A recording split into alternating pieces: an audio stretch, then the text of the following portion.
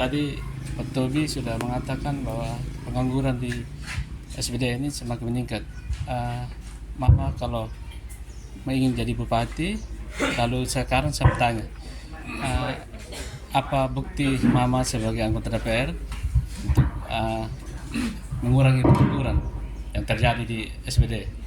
Ya, baik. Pengangguran menjadi persoalan yang ada ya di Sumba Barat Daya, dan tentu itu kita akan selesaikan ke depan. Kita cari solusinya, strategi penyelesaiannya. Saya sekarang masih menjabat sebagai anggota DPR RI. Salah satu juga yang menjadi concern saya hari ini, bagaimana mengurangi angka pengangguran dengan memberikan program-program yang bisa menjawab. Salah satu yaitu dengan adanya BLK, Balai Latihan Kerja.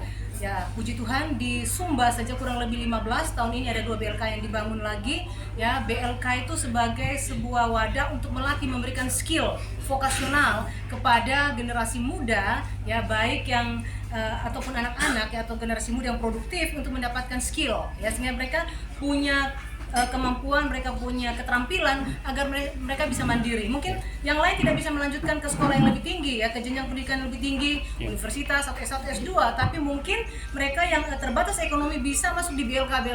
Nah, wilayah Laura ini ada beberapa BLK. Salah satu di Jemaat Puupo itu BLK jurusan refrigerator atau jurusan perbaikan AC ya. Itu anak-anak muda bisa berlatih di sana ya. Ada juga di JF Course ya. Ini juga jurusan bahasa Inggris. Jadi kesempatan-kesempatan yang kita dorong itu untuk memberikan ruang kepada anak-anak muda dalam rangka mengatasi masalah pengangguran. Ya, kalau mereka punya skill, mereka bisa bekerja, terserap di dunia usaha, terserap di dunia kerja. Kenapa? Karena memang BLK yang ada ini semua ini berstandar SNI. Jadi kompetensi-kompetensi yang dihasilkan itu sudah sesuai standar yang dibutuhkan oleh dunia usaha dan dunia industri. Ya, ini sudah ada dan kita tahu bersama juga ini menjadi masalah sekarang ini, kita punya komoditi yang bagus. Ya, tapi harga anjlok. Ke depan saya akan mendorong bagaimana menstabilkan harga komoditi. Laura, wilayah ini kan punya potensi jamu mente. Nah, bagaimana ke depan jamu mente bisa stabil harganya? Nah, ini sudah ada kiat-kiat saya. Hanya tinggal tunggu waktu dan tanggal mainnya saja ya. Kalau sudah waktunya pasti menyala Angle. Ya, menyala. Dan itu salah satu peluang pekerjaan yang dibangun oleh MAM. Masyarakat sekarang memohon pada Ibu Ratu sebagai anggota DPR. Itu kan salah satu. Kira-kira masih ada Mama membuka peluang-peluang kerjaan lain. Itu salah satu bagian dari BLK yang dibangun oleh Mama. Itu yang menyerap peluang-peluang kerja yang sekian saja begitu. Tapi permintaan saya, adakah Mama membangun peluang-peluang kerja untuk membantu adik-adik yang pengangguran? Oke, ya baik. Jadi memang salah satu juga lewat adanya investor yang mau membuka usaha di daerah ya. Jika mereka berinvestasi di daerah, tentu ini salah satu kesempatan buat anak-anak daerah itu punya kesempatan untuk bekerja ya di perusahaan-perusahaan ya. Salah satu contoh di sini kan sudah ada perusahaan jamu mente ya. Kedepan kita mendorong lagi tidak sebatas mereka membeli jamu mente, tapi ada pabrik di sini ya. Bagaimana pabrik pengolahan jamu mente, dan puji Tuhan saya sudah mendapat informasi dari kawan saya bahwa dalam waktu dekat ada groundbreaking ya untuk pembangunan pabrik jamu mente terbesar di seluruh Indonesia ada di Pulau Sumba, khususnya di Sumba Barat.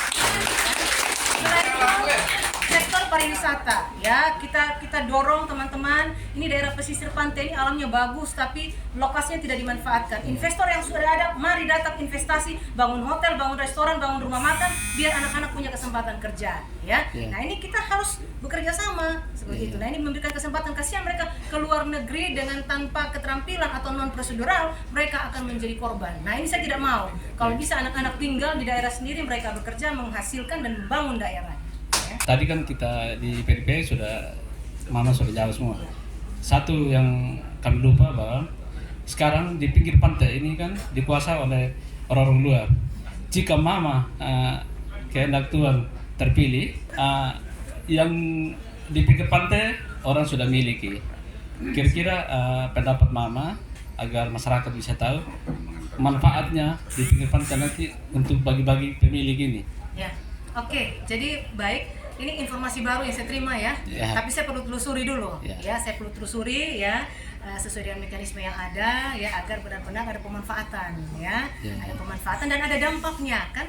Bumi, laut dan segala isinya dikuasai oleh negara, diperuntukkan seluas-luas untuk kemakmuran rakyat. Nah, ini pemerintah punya kewenangan di situ. Dan nanti kita akan telusuri seperti apa kondisinya, dan kita berharap jika memang benar ya sudah dimiliki oleh ya ada pemiliknya, ada investornya, kita dorong bagaimana untuk ada usaha dibangun di situ, tidak dibiarkan nganggur gitu. Tapi benar-benar untuk mendorong perekonomian. Kita undang mereka, kita panggil, kita kerjasama, kita duduk bersama. Mari kita ajak bersama, bicara dari hati ke hati ya, untuk kita membangun Sumba Barat Daya. Ya. Satu lagi Mama, saya minta Mama yang bawa untuk terhadap masyarakat tentang pilkada kita yang kita hadapi SBD.